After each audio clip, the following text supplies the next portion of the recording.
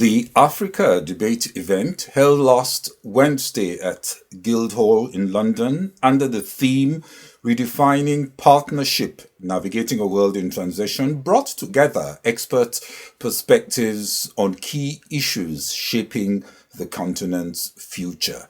Discussions covered financing Africa's growth, the race for critical minerals, the energy transition, philanthropy, and investment opportunities, including presentations from Ghana's President H.E. Dramani Mahama, Nigeria's Finance Minister Taiwo Edele, and a spotlight on Durban, South Africa.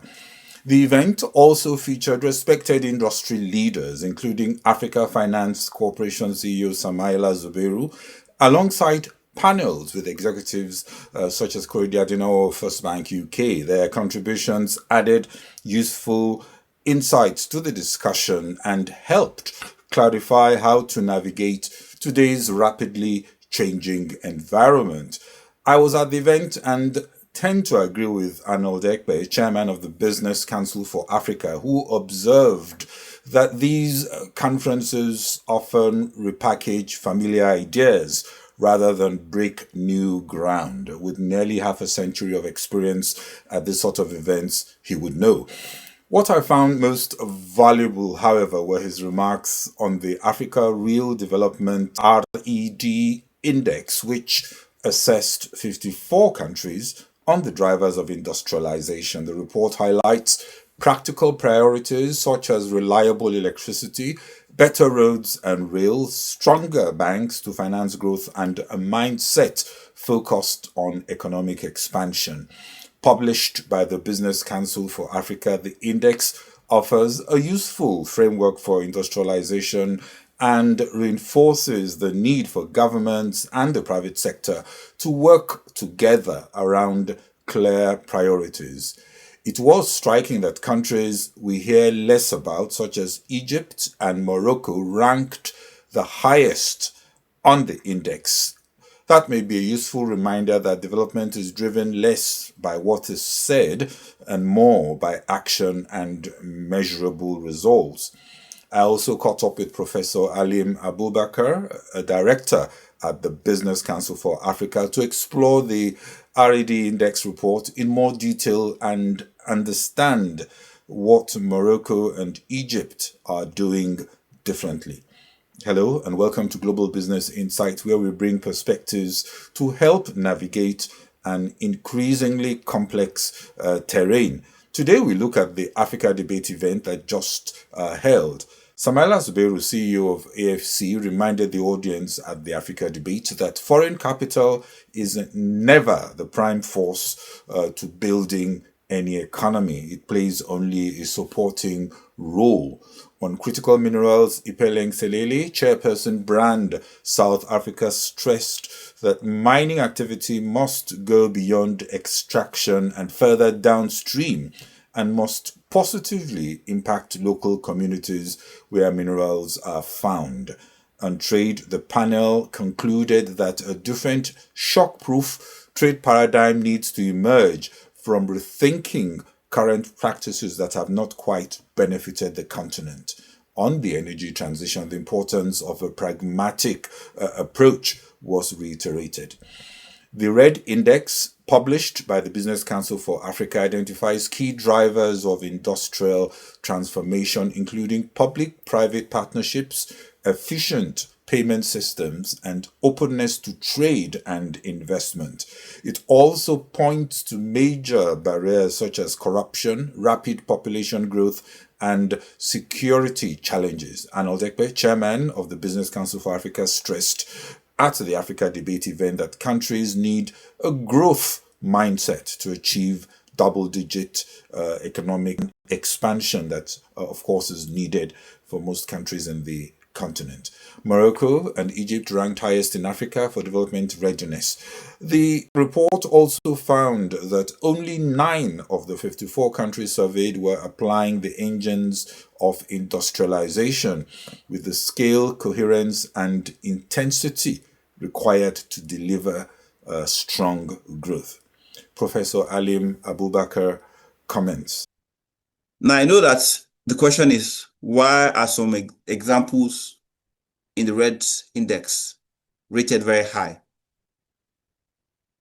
The example of Egypt and Morocco is very illustrative because they are not treating development as a collection of projects. They are building an ecosystem. They are building enduring platforms. Morocco is clearly a fantastic example of a country that has excellent industrial coherence.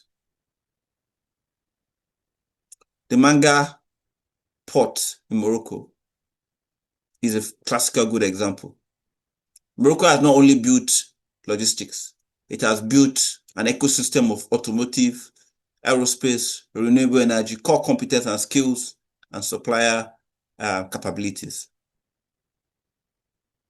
This is why globally, manufacturers take Morocco very seriously. Morocco has shown that African countries can compete in sophisticated industries. Sophisticated industries and sectors such as infrastructure, policy alignment, investment, and skills that are all working together in sync. In the case of Egypt, their core competence or their unique selling point, their comparative advantage is skill. Egypt has invested heavily in power, industrial zones. For example, we have the new Cairo. They've also invested in transport corridors, logistics, banking, and payment systems. Egypt demonstrates that for a country to thrive or excel, industrialization needs hard infrastructure and state capacity.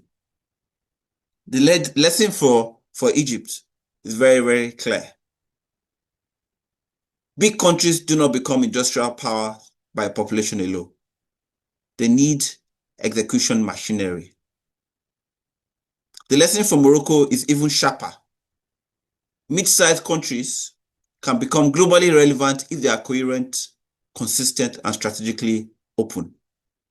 Both countries show that development is not magic. It is sequencing. Build the power, connect the ports, train the people, attract the firms, support champions, protect investor confidence. That is how industrial ecosystems are built. Now, I know that the question is, why growth optimism in Nigeria is quite different from the caution pointed out in the Red Book. There's no contradiction between Nigeria's finance minister saying that the country is on a growth trajectory and the Red Index being cautious. What the finance minister says is quite different from what the Red Index is measuring. The minister is talking about praiseworthy macroeconomic recovery. The Red Index is talking about structural readiness. Growth can improve before transformation begins. A country can record better GDP numbers while facts still struggle with critical infrastructural requirements like power, logistics, insecurity, skills gap, and policy uncertainty. Nigeria has real strength. Nigeria has recovered. Nigeria has grown. Nigeria has made a lot of progress. It has large banks. Without large banks, the success story, national champion Dangote refinery would not have come on stream. It has strong digital payment. Fintechs are world leading. It has a huge market. It has bold, audacious entrepreneurs and national champions. But Nigeria still has some binding constraints. What does the Red Index say? It says Nigeria has powerful parts, but system is not yet fully aligned. That's the difference between growth and transformation. Nigeria has to move from growth to sustainable development. Growth could be cyclical. Transformation is structural, systemic, strategic, impactful. Growth without transforming society is not an enduring growth. Growth can come from oil prices, services, exchange rate adjustment, or a few large products. Transformation shows up in productivity, exports, jobs, manufacturing depth, reliable infrastructure, and investor confidence across multiple sectors. Also, on Africa, credit rating agency Fitch on Friday upgraded South Africa's long-term sovereign rating by one notch from BB- to BB, citing prudent fiscal management despite weak growth and wider economic shocks. In its statement, Fitch said South Africa's debt to GDP ratio was significantly lower than it had projected when it downgraded the country to BB- in 2020. This also comes as many Africa finance ministers say Fitch misreads risk in Africa, thus compounding inability to borrow affordably.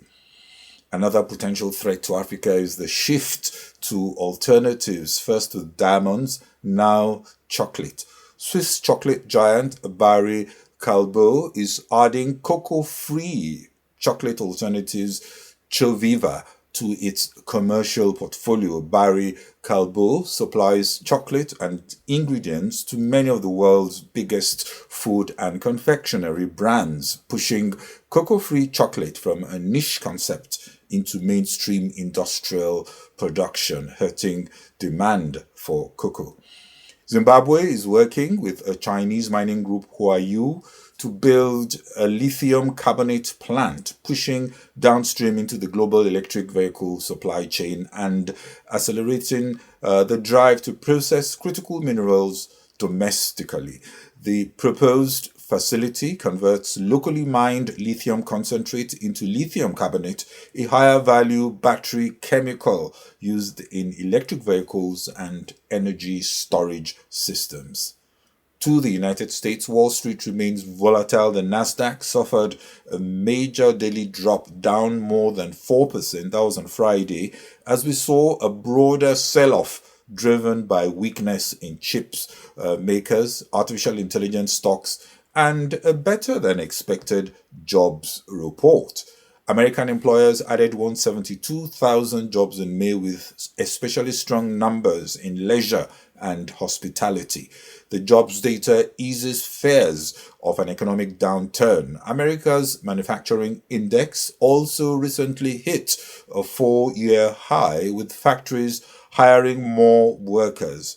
Stronger than expected economic activity also raises chances that further inflation could force the US Fed to raise interest rates this year, hurting sentiment. The US says it may take equity stakes in artificial intelligence companies such as OpenAI so the public can share in the gains. Trump told reporters on Friday that he has been speaking with major AI firms and expects to discuss the proposal further at the White House next week, including with groups such as Anthropic, OpenAI, and XAI. And on oil, analysts are still navigating uncertainty, especially around the US-Iran war. Some have said oil prices would have been much higher, but for the fact that European and Asian nations have been dipping heavily into their oil stockpiles.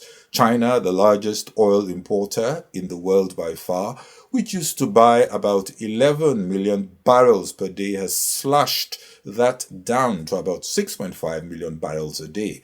That is a 10-year low and less oil imports than they did during COVID. Brent yesterday was over $92 a barrel amid the shaky ceasefire in the Middle East and the on and off peace negotiations. Well, that's it on this special weekend episode of Global Business Insights. We are now on Spotify, Apple, YouTube podcasts, and most popular platforms where you get your podcasts from. Don't forget, if you are a YouTube subscriber, you still need to press the notification button to be notified when episodes are published. This is Bodio Shosami. Thanks for watching. Bye-bye.